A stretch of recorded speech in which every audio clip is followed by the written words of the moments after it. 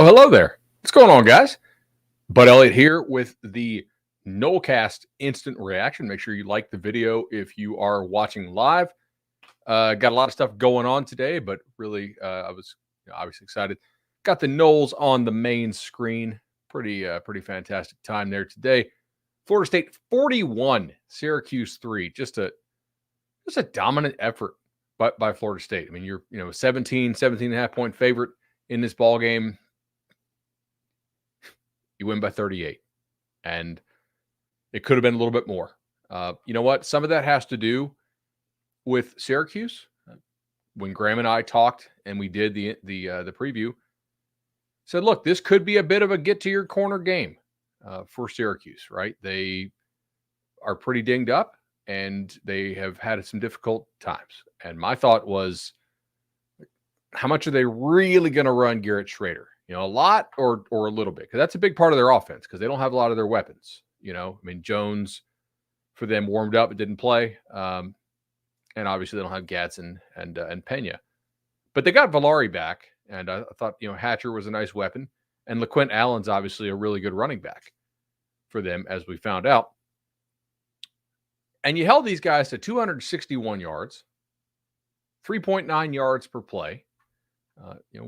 Decent bit of that coming in kind of pseudo garbage time, maybe, 80 or 90 yards of that. So your starting defense gave up what?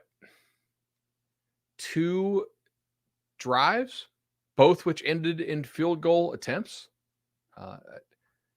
Look, that's what you want to see. You want to see defense coming at you in waves. You didn't see guys blowing assignments regularly in this football game. They looked like a well-coached, well-prepared team.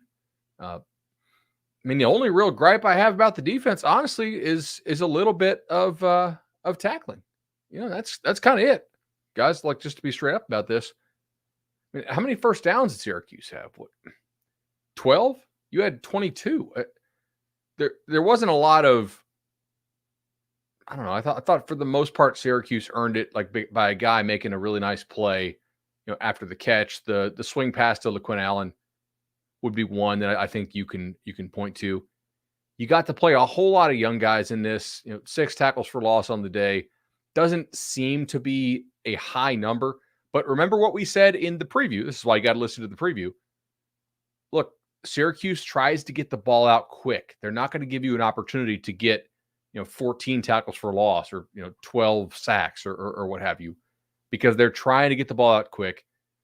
And today they really were, I thought. I mean, they were sort of in, all right, if the defense keeps this really, really close, maybe mode, but ultimately probably not, right?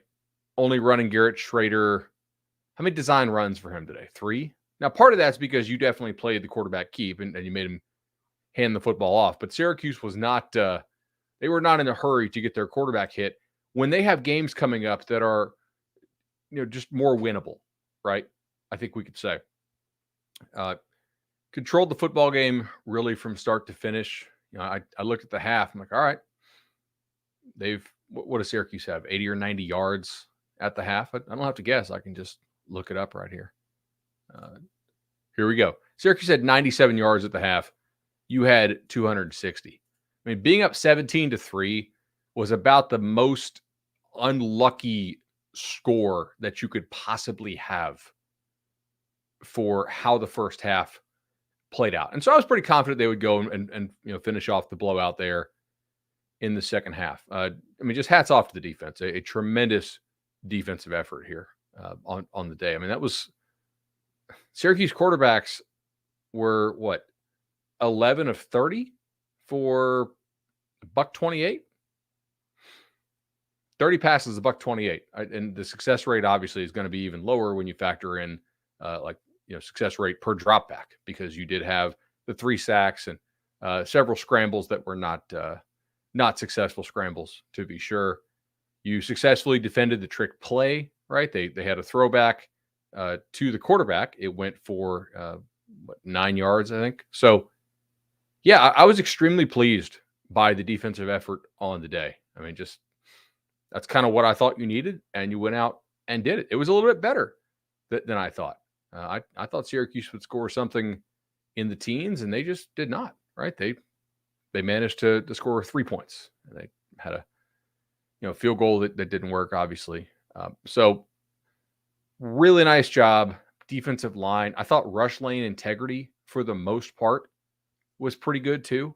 Like you knew that you could have an advantage over this Syracuse offensive line, and yet you weren't flying all over the field and acting like just uncontrolled maniacs, because that would allow Syracuse's good scrambling quarterback to have lanes. It was a controlled rush. I mean, Allen had 19 for $110, but that was kind of their entire offense. And I think you're going to take that, right, for the most part, against an offense like that. And I was happy, like, hey, you came out and you smoked a team that I think you should smoke. Now, Vegas didn't think you should smoke them. Vegas thought you should have a solid win.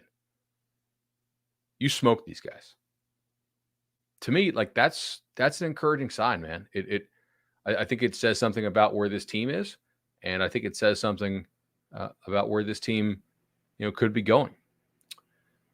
Thought linebackers were pretty active on the day. I really like seeing some of the young DBs get some play. It was cool to see Grady Vance get the interception there at the end. Conrad Hussey had some nice plays again. I thought Cypress and Renardo were pretty sticky on the day. Like, granted, I know that these Cuse receivers are not good, and one of them is, a couple of them are backups. So the Hatcher guy, maybe not. But you were sticky on them. That's what you want to see. Like, this is a good, solid effort against a, when healthy, upper half of the conference opponent. When not healthy, a bottom half, but like not a bottom third. Like, Syracuse is not Virginia. It's not Virginia Tech. It's not, shoot. Well, honestly, kind of the first couple of weeks, Pitt. It's not maybe a Georgia Tech. Like, Syracuse is better than those teams are, in my opinion, at least. And you treated them like they're a team that's going to go winless in conference. That was pretty wild. Do want to thank all of our sponsors. So, got Prize Picks, Congruity. By the way, check the show links. We now have a new website for Congruity HR Solutions. Shout out to Matt Lewis. Chad and Shannon group chat today was extremely happy with the resolution with the legendary home loan team. 844 FSU Loan, 844 FSU Loan. Tarpon Sellers, of course. Shout out to Graham and his work he's doing today with the Battle's End. Obviously, doing a great job there. Yeah, extremely, extremely excited. Now, look, I know that my buddy Matt Thompson says noon games suck. But I mean, I got the noon games suck hat here. I don't know that they do that much, right? Now, when you're not good, noon games really suck. And if you own a bar, noon games might suck. But if you go to Charlie Park and Madison Social, noon games don't suck that bad, because you can go before, you can go after. That'll be a good time. Sorry, I got a bunch of games on that I'm also monitoring here. I had FAU, so pretty happy. They're up 42-14 on USF. Florida and South Carolina locked in a dogfight. I guess somebody's got to win that one, right? And Oregon, obviously. So the Winston reaction took a while. Yeah, I mean, I don't know how many people are super clamoring to hear your thoughts after a 41-3 win with the instant reaction, but we're doing it. It's going through some of the comments here. All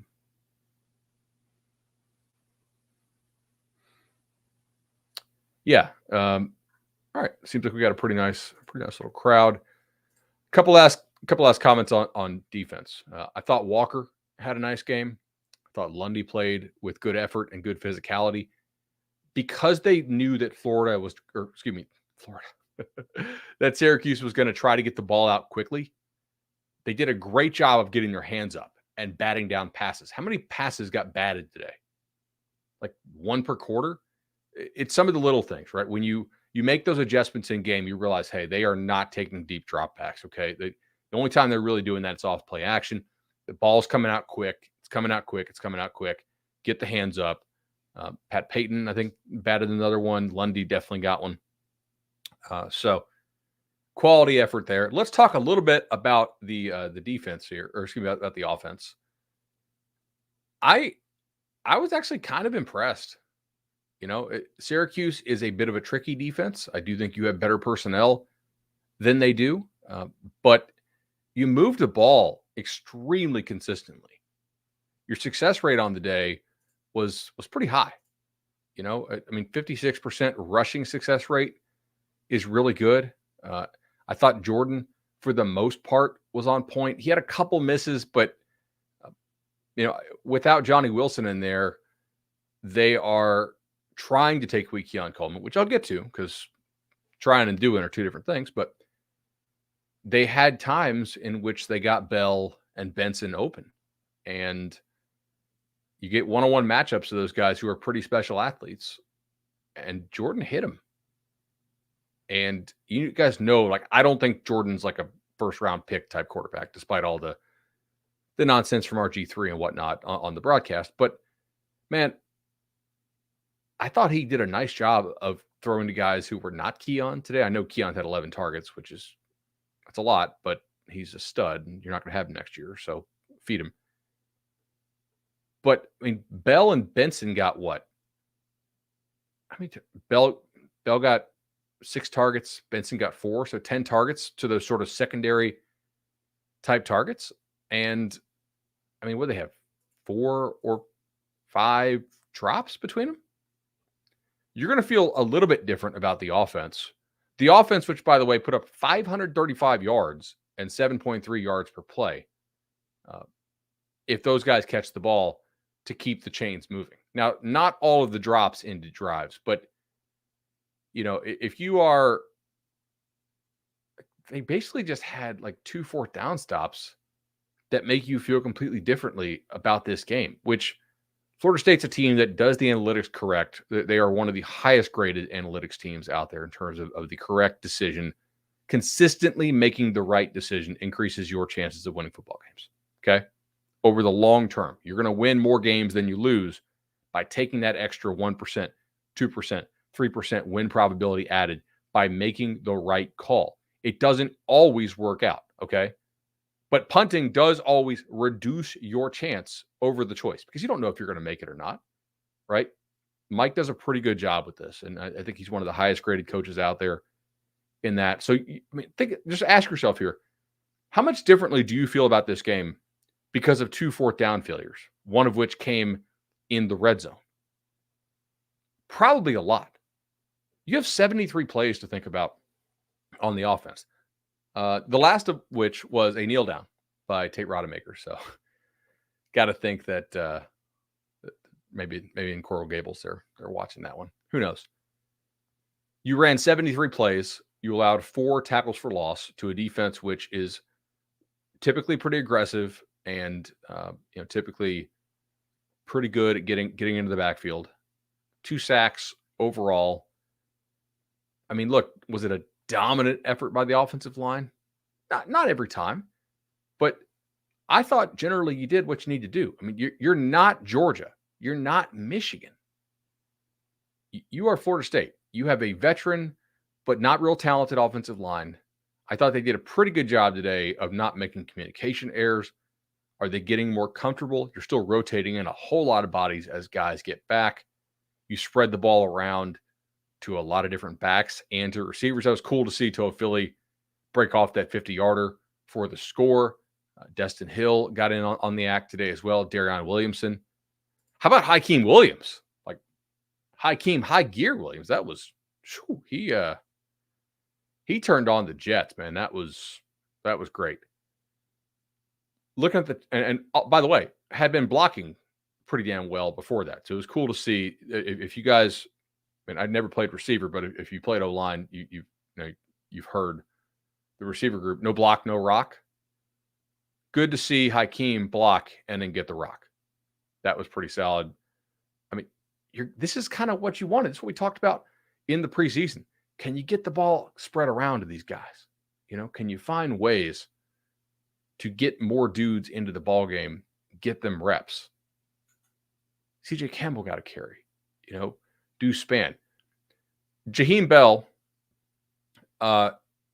Jaheim Bell is a really, really good short yardage runner. And I think Jaheim Bell is their best short yardage option. People on Twitter got mad at the Jaheim Bell Wildcat stuff. Guys, I watched a lot of Jaheim Bell when he was at South Carolina. Jaheim Bell might be a better running back than he is a receiver. But, dude, he is extremely good at short yardage stuff. Just because the play doesn't work one time, they should keep running that completely. He's, what is he, how heavy is Jaheim Bell? Like low 230s, probably. He's not 250. That's a guy that has like quick feet. I think he's a better short yardage back than Benson, or certainly than Toafili. So I get the thing like, hey, do you want to put Jordan in there to do the short yardage stuff? And I saw Jordan's frustration, but I don't hate that. They've repped that a bunch. That's something I think they will continue to rep and run. And it was an obvious thing that you would do because you saw the guy do it at South Carolina. Like, oh, it hasn't worked yet. Oh, no, like not in Tallahassee in 2023, but it worked a hell of a lot of time in Columbia, South Carolina, behind the worst offensive line in 2021 and 2022. So I don't know. I'm not down on the Jaheim Bell Wildcat thing.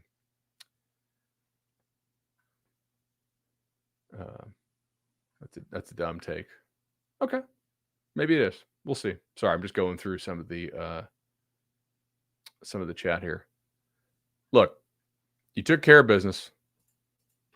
I don't think you got any new injuries, like no new big ones. That's huge. I don't think any of the stuff that you have going on right now, as far as continued injury-wise, is serious. Again, it's pretty important to me. We will see if Riley Leonard plays next week. Don't know that he will. By the way, came extremely close to nailing a 25-1 prize picks today. How close? Well, let's look at the one we tweeted out for the Nolecast account. JJ McCarthy rushing yards over 14 or more than 14.5. How about 27? That's a hit. Trey Benson, less than 16 fantasy score. That's a hit. Keon Coleman, more than 75.5 receiving yards. Guys, he had that in the first half. Keon Coleman's ridiculous. Like, I have no problem with 15-20% of FSU's plays targeting Keon Coleman. It's just, I mean, he's going to be like a 10-yard per target guy in a lot of games. That's a win. Make teams really, really be concerned about him. Did Dino really say that? Paul Hallen in the chat says, Dino Babers on Keon after the game, quote, God was showing off when he made him. Yeah. That's insane. Yeah. But I totally agree with Dino there. All right. So Keon more, Trey Benson less, McCarthy. Now, here's what screwed us.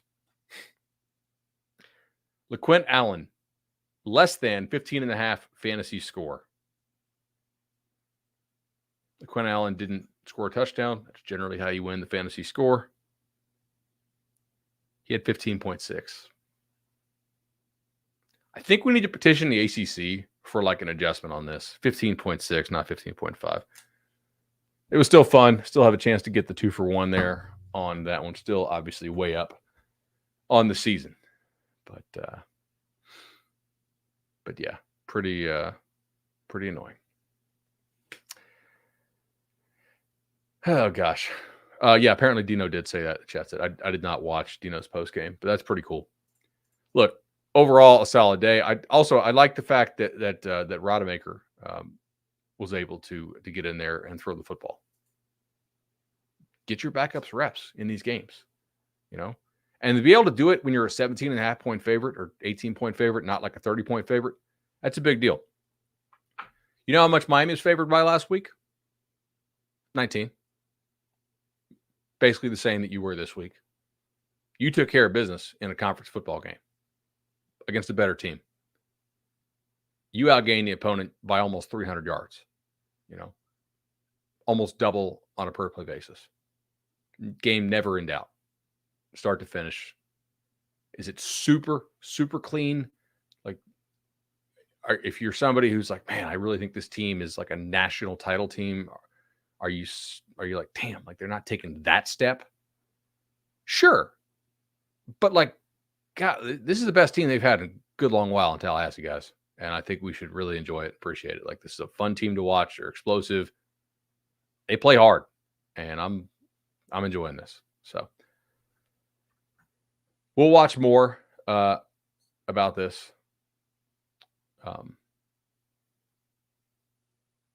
Okay, how well did JT do with the checkdowns, taking what the defense gave him? I thought better. I also thought FSU schemed more of the underneath stuff, like with some of the crossers and whatnot. And again, balls have to be caught. I know Benson does not have good hands, just based on what I've seen in his career so far. But some of the open ones, the football needs to be caught, or you can't play those guys on third down. I mean, they're Benson's got crazy speed relative to his size, but I mean, it is a passing league. Got to catch football. We'll see. I mean, it's a small sample set. We'll see how they do going forward. Everybody's enjoying this season. Can't wait to get back on here on probably Monday or Tuesday. We'll do a more full game review and take a look around the conference. Maybe talk a little recruiting, and I will see you guys soon. Really appreciate y'all checking out the Nolecast. Winstant reaction, always fun to do. See you guys.